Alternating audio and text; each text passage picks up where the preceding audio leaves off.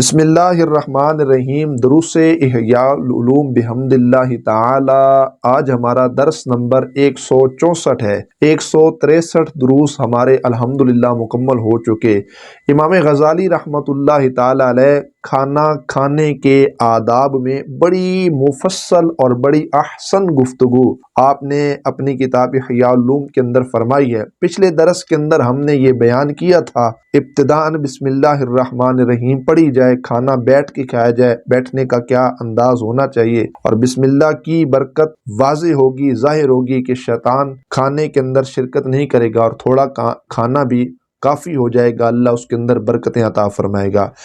آگے امام غزالی علیہ رحمہ فرماتے ہیں، کھاتے وقت یہ نیت کرے کہ اس کے ذریعے اللہ رب العزت کی عبادت پر قوت حاصل ہو، تاکہ کھانے میں بھی حکم خداوندی کی بجا آوری ہو، تاکہ ہمارا وہ ایک ایک لقمہ کھانا بھی اللہ تبارک و تعالی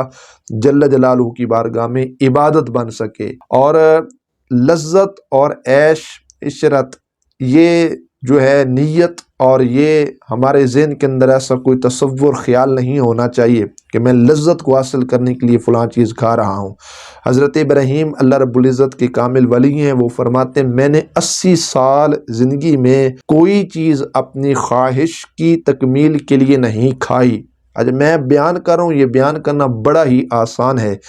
کتاب سے پڑھ کر بیان کرنا بدرجہ اولا آسان ہوگا، سننا یہ بھی بڑا آسان ہے، لیکن پریکٹیکلی عملی طور پر اس چیز پر عمل کرنا یہ بہت بڑے کمال کی بات ہے۔ قربان جاؤں ایسے بزرگان دین پر کہ یہ بزرگ فرماتے ہیں 80 سال میں نے کوئی شے ایسی نہیں چاہیے جس کے لیے میرا من چاہے یا خواہش کے مطابق۔ اللہ اکبر۔ اور امام غزالی فرماتے ہیں اور اس کے ساتھ کم کھانے کا ارادہ کرے، کیونکہ جب وہ عبادت پر قوت حاصل کرنے کے لیے کھائے گا تو اس کی نیت کے اندر صداقت ہوگی، اس کی نیت کیا ہوگی؟ سچی ہوگی۔ اور جب پیٹ بھر کر کھائے گا تو پیٹ بھر کر کھانا یہ عبادت کے اندر رکاوٹ ہے۔ اللہ کے محبوب صلی اللہ علیہ وآلہ وبارک وسلم آپ نے ارشاد فرمایا، آدمی اپنے پیٹ سے زیادہ برا برتن نہیں بھرتا، انسان کے لیے چند لقمے ہی کافی ہیں جو انسان کی پیٹھ کو سیدھا رکھ سکیں۔ اگر ایسا نہیں کر سکے تو تہائی حصہ کھانے کے لیے، تہائی حصہ پانی کے لیے، اور ایک تہائی سانس کے لیے۔ ہم یہ کوشش کرتے ہیں پیٹ بھر کے کھانا کھا لیا، اوپر سے وہ پانی کا گھونٹ بھرنے کی بھی شاید گنجائش نہ ہو۔ حالانکہ عموماً کیا ہے، ہمارے صوفیاء، ہمارے بزرگان دین اور حضور علیہ السلام کے اس فرمان سے بھی یہ بات ثابت ہو رہی ہے۔ میں بڑے آسان کر کے آپ کو سمجھانا چاہتا ہوں کہ 3 حصے بنائے جائیں، ایک حصہ کھانے کے لیے، ایک حصہ پانی پینے کے لحاظ سے، اور ایک حصہ سانس کے لیے ہونا چاہیے۔ اللہ اکبر۔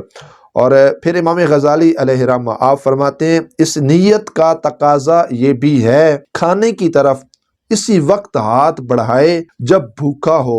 یعنی بھوک کا پایا جانا ان باتوں میں سے ہے۔ یہ بات بھی انتہائی ضروری ہے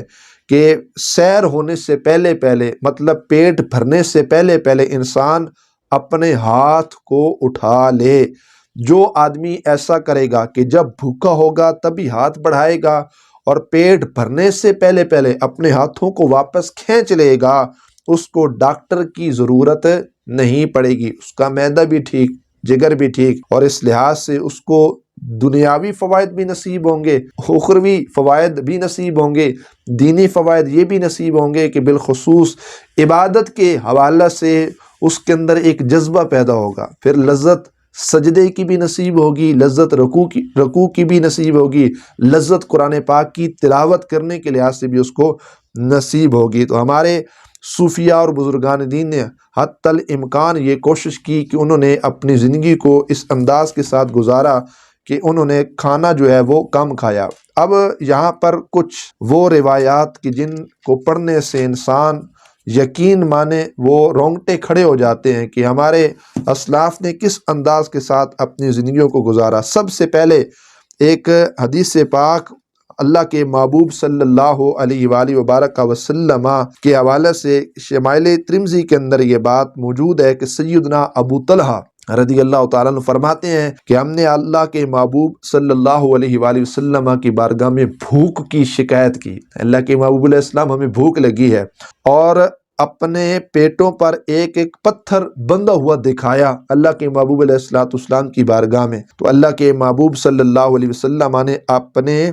پیٹ مبارک سے کپڑا اٹھایا تو اس پر 2 پتھر بندھے ہوئے تھے، سبحان اللہ۔ حضرت سیدنا امام ترمذی علیہ الرحمہ فرماتے ہیں یہ پتھر بھوک کی سختی اور کمزوری کی وجہ سے اللہ کے محبوب علیہ السلام نے اپنے پیٹ کے اوپر باندھے ہوئے تھے، اللہ اکبر۔ یہ اللہ کے حبیب صلی اللہ علیہ وآلہ وبارک وسلم کی شان ہے، سرکار جانتے تھے، اور تا قیامت آنے والے ان غریب، یتیم، مساکین، بے چارے، بے کس، بے یار و مددگار اور غربت کی لکیر کے نیچے دبنے والے اور غربت جن پر طاری ہے، اللہ کے محبوب علیہ السلام نے یہ بات بتائی کہ اگر کوئی 1-2 وقت کی بھوک تم پر غالب آ جائے تو پریشان نہیں ہونا۔ تمہارے نبی بھی تو وہ تھے جنہوں نے بھوک کی وجہ سے اپنے پیٹ پر 2 پتھر باندھے تھے، اللہ اکبر۔ ایک دن اللہ کے محبوب صلی اللہ علیہ وآلہ وبارک وسلم